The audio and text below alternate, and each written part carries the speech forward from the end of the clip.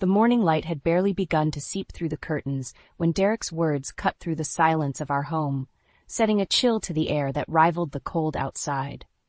We should consider divorce now that Milo is gone. It's practical. His voice, devoid of any warmth, made my heart stop. It was as if the somber preparations surrounding us, the photos of Milo spread across the living room for his funeral, were just a backdrop to his cruel proposition. I stood there, a mixture of disbelief and anger boiling inside me. Practical? I echoed, my voice barely a whisper, struggling to keep my composure. Our son hasn't even been laid to rest, and this is what you think of. Derek didn't flinch, his gaze as cold as his suggestion. Lila, let's be honest, Milo's illness was a financial drain. We can start fresh now. Fresh? Was this the man I married? The father of my child? His words were a stark revelation of his true self. A side of Derek I refused to see until now. I realized that while I had been fully consumed with caring for our son, Derek had been distancing himself, not just emotionally, but planning his exit in the most heartless way imaginable. I can't even recognize you anymore, Derek, I said, my voice steadier than I felt. How can you be so callous? It's not about being callous, Lila, it's about being realistic. We've been growing apart for years. Milo's situation just expedited things, growing apart. As if our marriage was nothing more than a convenience, easily discarded when the going got tough. I thought about all the nights I spent by Milo's bedside, holding his hand, praying for a miracle, while Derek found excuses to stay away. I'd lied to myself, believing he was just coping differently. But the truth was, he had checked out long before Milo's condition worsened. So what? You've just been waiting for the right moment? For our son to die? The anger in my voice was palpable, each word laced with disbelief and pain. Derek sighed, a futile attempt to appear sympathetic. I know how it sounds, Lila, but I think this is for the best. For both of us. For the best. There was a time I believed Derek and I could weather any storm together. But standing in the shadow of our son's impending funeral, faced with the reality of my husband's betrayal, I knew this was the end. Not just for our marriage, but for the illusion that we were ever truly united in our love and grief for Milo. I want you to leave, I said finally, the decision cementing itself with every word. I need to prepare for our son's funeral, and I can't do that with you here. Derek looked like he wanted to argue, but something in my expression must have told him it was futile.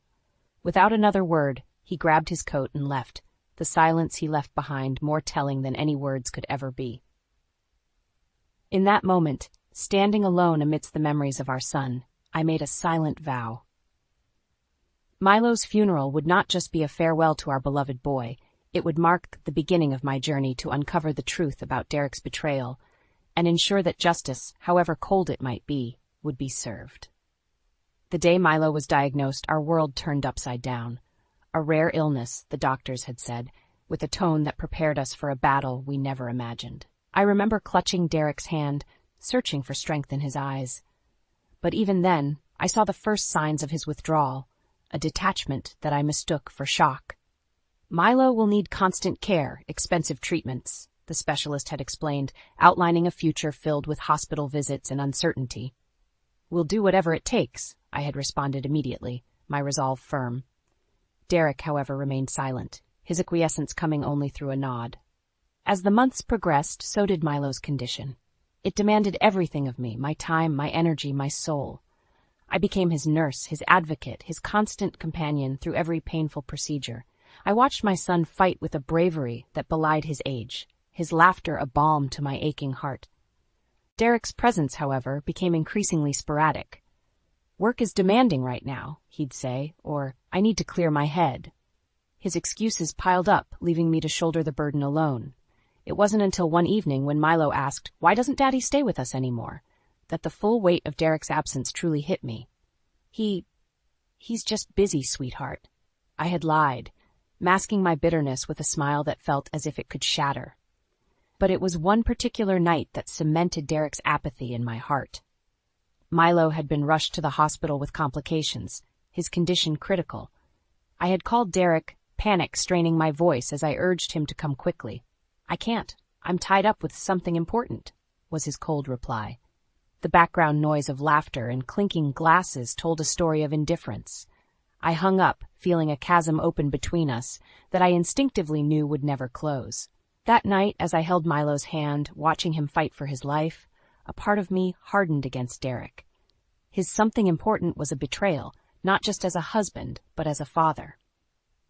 The following days were a blur of hospital rooms and silent prayers, with Milo showing a strength that seemed superhuman. I was by his side, every step of the way, my resolve unbreakable. Derek's visits, however, were brief and filled with awkward silences.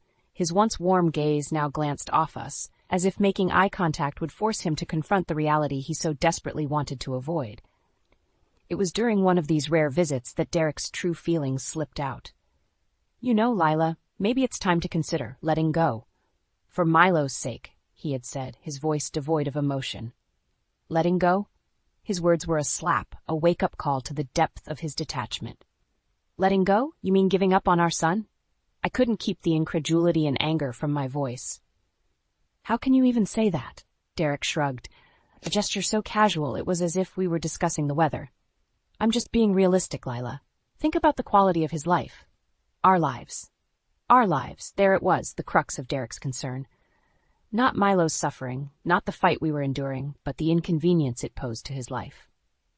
I watched him then, a man I no longer recognized, and a cold resolve settled over me.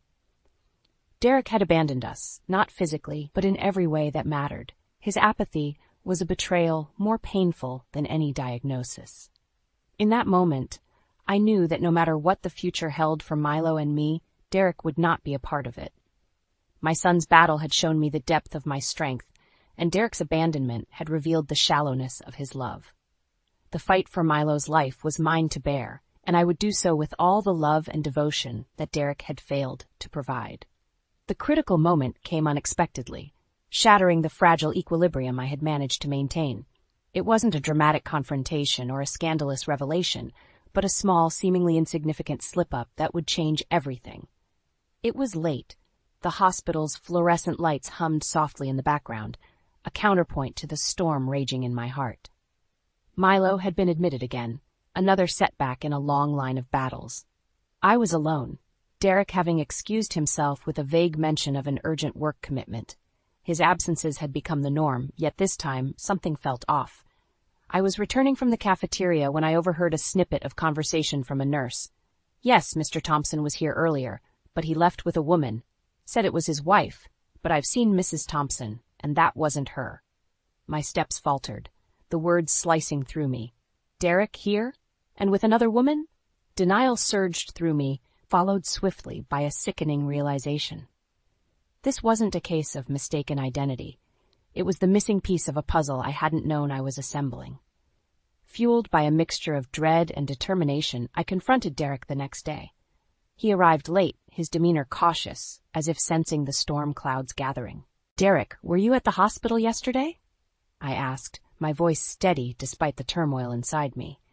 His eyes flickered, the briefest hint of panic before he masked it with a practiced ease. "No, I told you. I had to work late. Why?" The lie was effortless, rolling off his tongue with the ease of someone well practiced in deception. But I was no longer the woman who took his words at face value. "The nurses saw you, Derek, and you weren't alone." I watched him closely, the man I had pledged my life to, now a stranger. For a moment he wavered, the facade cracking. Then with a sigh he dropped the pretense. "All right, I was there. But it's not what you think, Lila." "Not what I think." The absurdity of his denial, the attempt to cloak his betrayal in innocence, ignited a fury within me. "You've been lying to me, to all of us. While our son fights for his life, you play house with someone else?" Derek had the audacity to look aggrieved. "It's not that simple. You've been so consumed with Milo, there's been no room for me, for us." Us. The word was a mockery, a desecration of the vows we had taken. "There is no us, Derek. Not anymore. You made sure of that the moment you chose to step outside our marriage, our family." His response was a mix of defensiveness and self-pity. "I needed support, Lila, something you haven't been able to give. Support." The accusation was a blow, a warping of reality so perverse it left me speechless. I had been fighting for our son's life, while he sought solace in the arms of another. The injustice of it, the sheer selfishness, was breathtaking. You wanted support? My voice was cold, harder than I'd ever heard it. You turned your back on your family, on your son. There's no excuse for what you've done. The conversation spiraled from there, accusations and denials colliding in the air between us. But beneath the anger and the betrayal, a resolve was forming within me. Derek's infidelity, his abandonment, was the breaking point, the catalyst for a change I had been too afraid to face. As I stood there, confronting the ruin of our marriage, I knew what I had to do. Not just for Milo, but for myself. Derek had shown me his true colors, and in doing so, he had freed me from any obligation to him.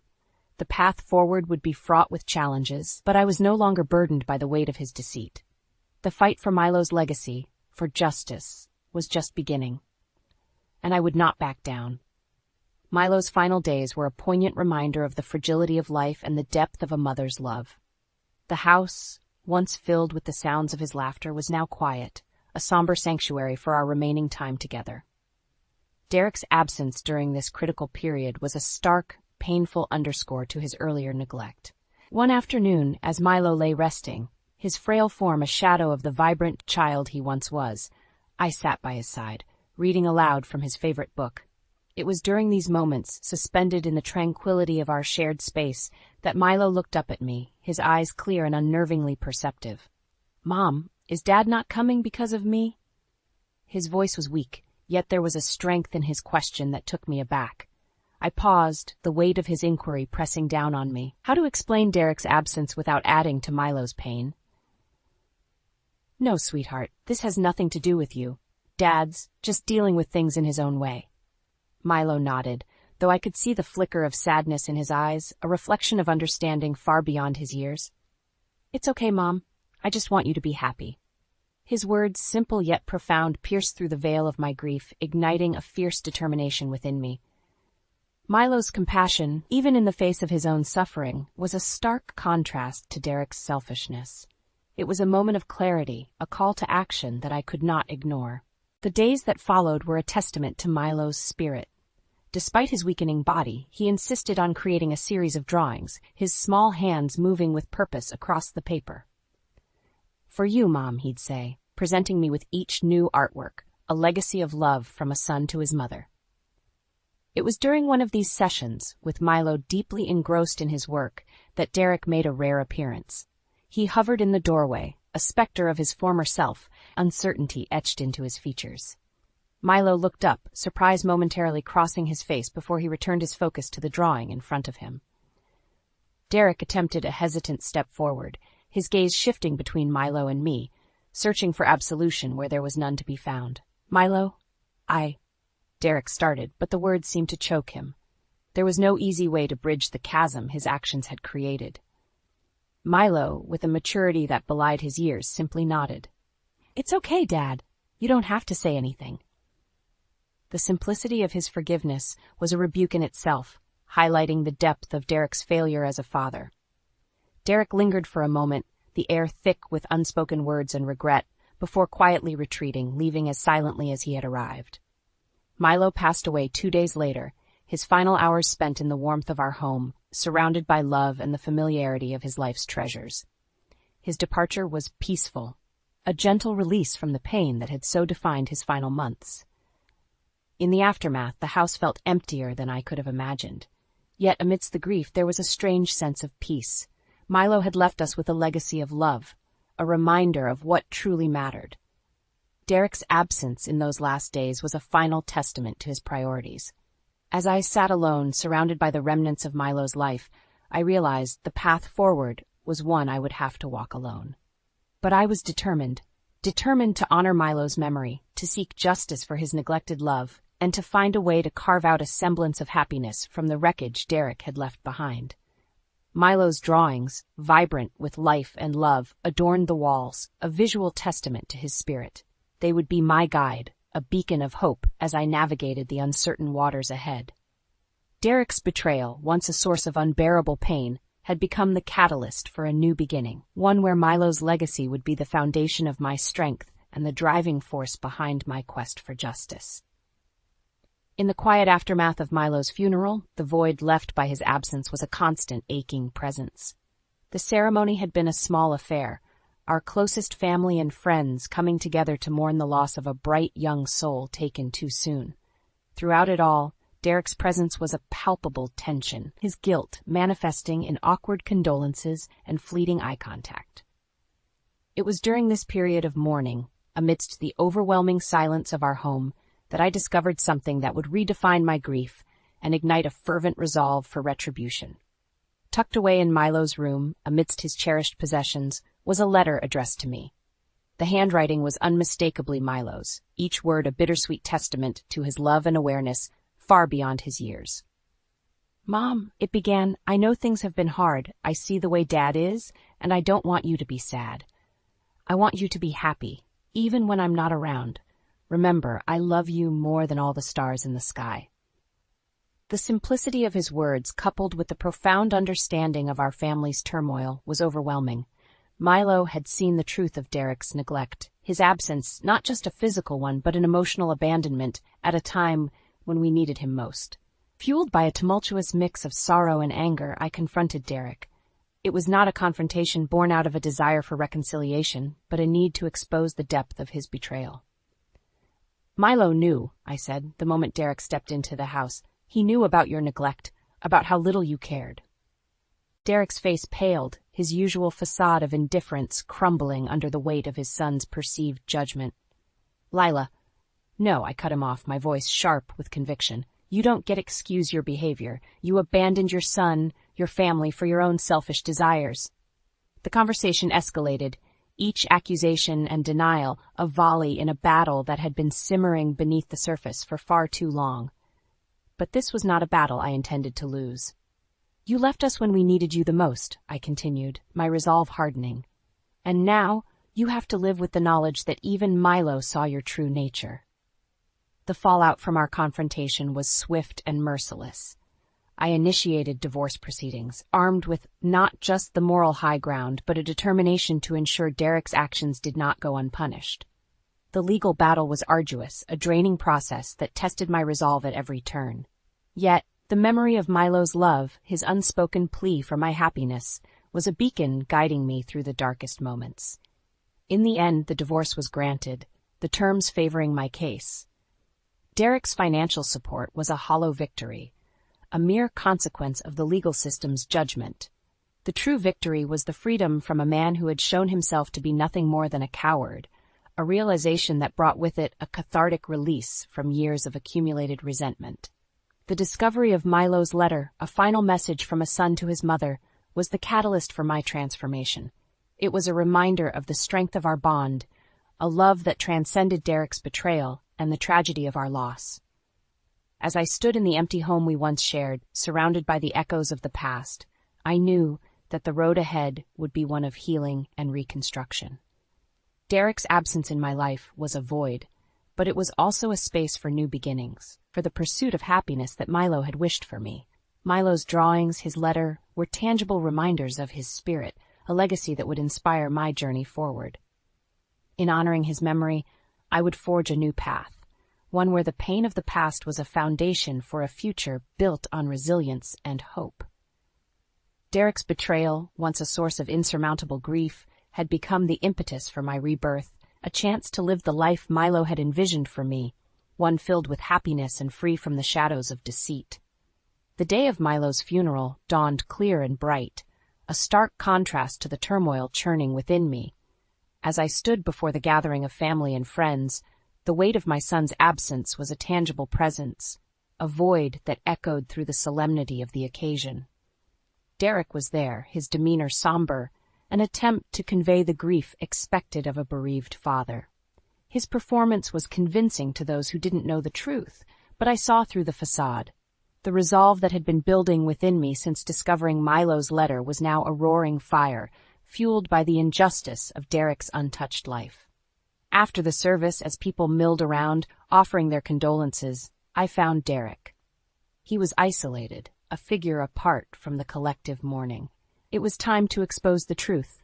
"Derek," I began, my voice steady despite the tempest of emotions, "do you think this is enough? A few tears, a show of sorrow, and all is forgiven?" He looked at me, confusion momentarily flickering across his face before it settled into a mask of indifference. Leela, this isn't the time or place. No, Derek, it's the perfect time and place. Everyone should know the kind of man you are. The crowd around us had begun to take notice, the murmurs of conversation dwindling as attention shifted to our confrontation. Derek's eyes widened, a hint of panic betraying his composure. What are you talking about, Lila? He asked, attempting to feign ignorance. The affair, Derek. Your neglect of Milo. Your absence when he needed you most. Did you think I wouldn't find out, or that I'd stay silent? The accusation hung in the air, a palpable force that seemed to still the world around us. I watched as Derek's facade crumbled, the truth of my words undeniable. Lila, please, let's talk about this privately, he pleaded, a note of desperation creeping into his voice. But there would be no privacy for the pain he had caused, no shelter from the consequences of his actions. No, Derek. Everyone here deserves to know. They should understand the depth of your selfishness, the true reason our son suffered alone. The crowd around us was silent, the gravity of the revelation sinking in. I could see the judgment in their eyes, the shift of sympathy as the truth of Derek's character was laid bare. It was a cathartic release, the words I had held back for so long finally finding their voice. But more than that, it was justice for Milo, a public acknowledgement of the pain Derek had inflicted on his own family. In the aftermath, as Derek struggled to defend himself against the tide of condemnation, I felt a weight lift from my shoulders. The path ahead would be fraught with challenges, the wounds of betrayal and loss not easily healed. Yet in this moment of revelation, there was a sense of closure, a beginning of the end of Derek's hold over my life. The funeral, meant to be a final farewell to my son, had become the stage for a much-needed reckoning. As I watched Derek falter under the weight of his exposed deceit, I knew that the journey ahead would be one of rebuilding, of forging a new path in the wake of the devastation he had caused. Milo's memory, his spirit, would be my guiding light, a beacon of hope in the darkness. And as I turned away from Derek, leaving him to grapple with the fallout of his actions, I stepped into a future where justice for Milo was the first step toward healing and redemption. The fallout from the funeral was immediate and far-reaching. Derek's facade of the grieving father had been irrevocably shattered, leaving behind the stark reality of his betrayal and neglect. The collective shock of our friends and family had given way to a cold disdain, isolating Derek in a web of his own deceit. It was in this tumultuous aftermath that I presented Derek with the divorce papers. The document was more than a legal formality. It was a tangible symbol of the end of our shared life, a life he had so carelessly thrown aside. I found Derek at his apartment, a place he had moved to shortly after Milo's funeral. The confrontation was inevitable, the final showdown between truth and deceit. Derek, I began, my voice devoid of the warmth it once held for him. These are for you. I extended the divorce papers towards him, their significance clear. He took them hesitantly, his eyes scanning the document before settling on me. Lila, isn't there another way? Can't we talk about this? The plea was a desperate one, the last vestiges of a man trying to cling to a life he had already destroyed. Talk? Derek, the time for talking passed when you decided to abandon your family. His face fell, the reality of the situation dawning on him. So this is it? You're just going to throw away everything we had? Throw away? The incredulity in my voice was palpable. You threw it away, Derek. You made your choices, and now you have to live with them. The conversation spiraled from there, Derek's attempts at justification clashing against the irrefutable truth of his actions. He spoke of stress, of feeling neglected, of the pressures that led him to seek comfort elsewhere. But his words were empty, a feeble attempt to shift the blame from his shoulders. You chose to step out of our marriage, to turn your back on Milo when he needed you most, I countered, my resolve unwavering. You don't get to play the victim here. The divorce papers, now in his hands, were a testament to the finality of our relationship. Derek glanced at them again, a mixture of regret and resignation in his eyes. What about the house, the finances? I had anticipated this, the inevitable squabble over material things. The lawyers will handle it. But know this, Derek, I will fight for every penny that Milo deserved, every penny that you chose to squander on your affair.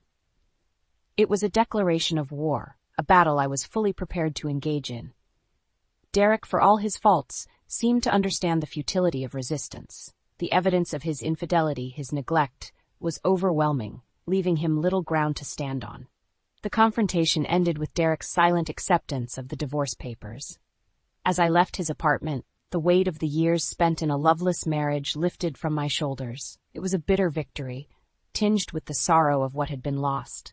Yet, as I stepped into the sunlight, the future seemed brighter, clearer. The battle for justice, for Milo, for myself, was far from over.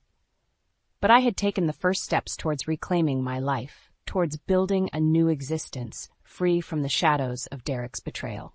The confrontation with Derek was a necessary end to a chapter of my life that had been defined by pain and loss. Now, with the divorce proceedings set in motion, I could begin to look forward, to a horizon filled with the promise of new beginnings and the hope of healing. Milo's memory would forever be a part of me, a guiding light as I navigated the path towards a future where happiness was no longer just a distant dream. The divorce proceedings were a drawn-out affair, each session in court a reminder of the years wasted on a man who had shown his true colors when it mattered most. But as the final judgment was passed, granting me not only the divorce but also a significant portion of our shared assets and alimony, I felt a sense of closure. It wasn't about the money, it was about justice for Milo, for the life and love that Derek had so callously disregarded. In the weeks that followed, Derek's descent into ruin became public knowledge. The affair, once hidden behind closed doors, was now a scandal that tarnished his reputation and career.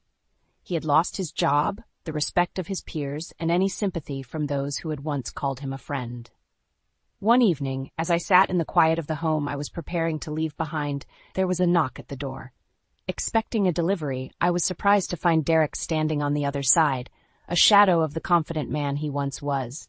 "Lila," he began, his voice lacking its usual authority. I've lost everything." The sight of him, so diminished, sparked a complex web of emotions within me. There was satisfaction in seeing karma at work, but also a pang of pity for the man who had once been my partner, the father of my child. "You made your choices, Derek," I said, my tone neutral. "You have to live with the consequences." He nodded, a resigned acceptance in his gesture. "I know, I never thought it would come to this, losing my job, my friends." "It's the price of your actions," I replied, the finality in my voice mirroring the closure of our shared past. "You chose to step outside our marriage, to abandon Milo when he needed you the most. This is the result of those choices." Derek lingered for a moment, as if searching for words that could bridge the chasm between us. Finding none, he turned and walked away, a solitary figure receding into the twilight of his own making. As the days passed, the reality of my new life began to take shape. The house sold, and with the proceeds I moved to a coastal town, a place where the memories of Milo could find a peaceful home. Here, amidst the sound of the waves and the vast expanse of the sea, I found solace in my work in the community that welcomed me with open arms.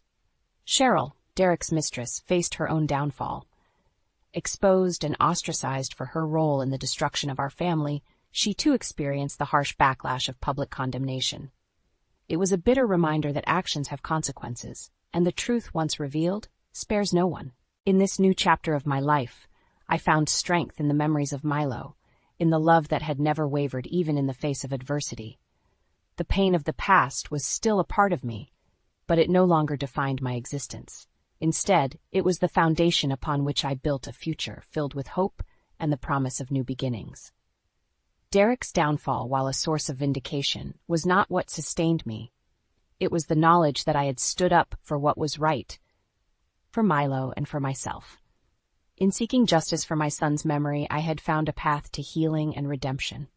As I walked along the beach, the waves whispering promises of renewal, I knew that the journey ahead was mine to shape. The scars of the past would always be with me, but so too would the strength and love that Milo had left behind. In honoring his memory, I had discovered a resilience within myself, a determination to live a life filled with joy, purpose, and the pursuit of happiness that had once seemed so elusive, and in the end that was the greatest revenge of all.